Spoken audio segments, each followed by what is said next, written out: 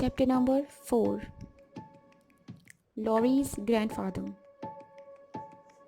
While waiting for Joe, Laurie tried to make his room look better, but he didn't succeed. He heard a ring at the front door, and the housekeeper brought Joe up to his room. Joe helped Laurie put the room straight. She noticed some interesting books on his table and asked, "Shall I read to you? I know your eyes aren't very good today." "No, thank you. I'd like to talk," answered Laurie. "I'll talk all day if you like," Beth says. "I never know when to stop talking." "Is Beth the girl who stayed at home a lot?" "Yes, that's Beth. The pretty one I saw at the dance to Mag. And the one with yellow hair is Amy, isn't it?" "How did you find out that?" Laurie went red. "I often hear you calling each other. When I'm alone up here, I'll look over at your house. You always have such good times. I can see you sitting round the table with your mother. Her face looks so kind. My mother died when I was very young." Joe felt sorry for Laurie. "You must come over and see us. Will your grandfather let you?" "I think he will if your mother asks him. He is very kind, but he doesn't want me to worry strangers." "We're not strangers, we're neighbors, and we want to know you. Grandfather lives for his books. He doesn't notice much outside them. And I have my own teacher, Mr. Brooke, who comes every day. I haven't anyone to go about with." "That's bad. You must visit people, and then you'll have plenty of friends. If you like books, come down to the library and see ours. Grandfather is out. You didn't mean not to be afraid." "I'm not afraid of anything," said Joe. "I don't believe you are," said Laurie. The library was large and full of wonderful books. "Theodore Lawrence, you ought to be the happiest boy in the world," cried Joe. "A fellow can't live on books," answered Laurie, shaking his head. Suddenly a bell rang. Joe jumped up. "It's your grandfather."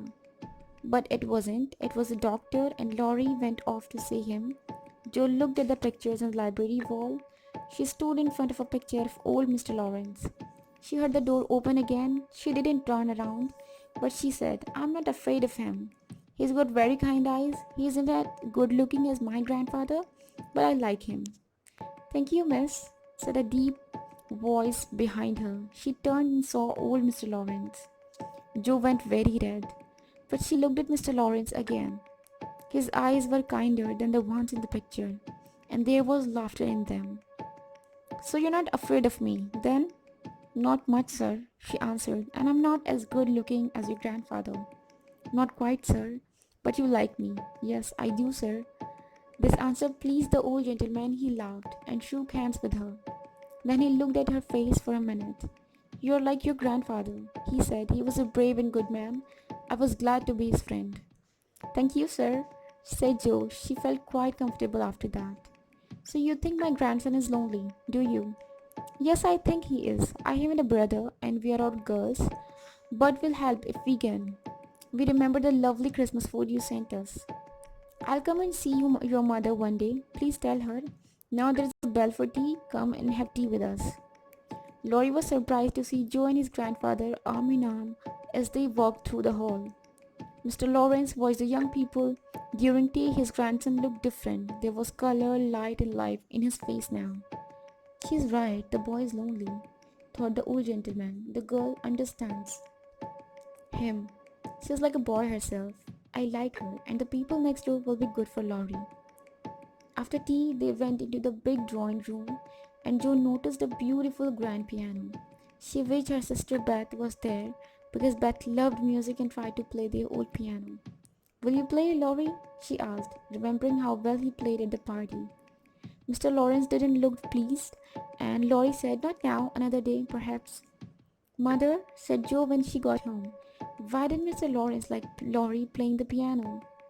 "I'm not sure, but perhaps he remembered his son, Laurie's father.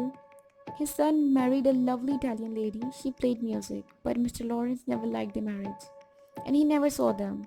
They lived in Italy, and they both died when Laurie was a little child. Then his grandfather brought him back to America.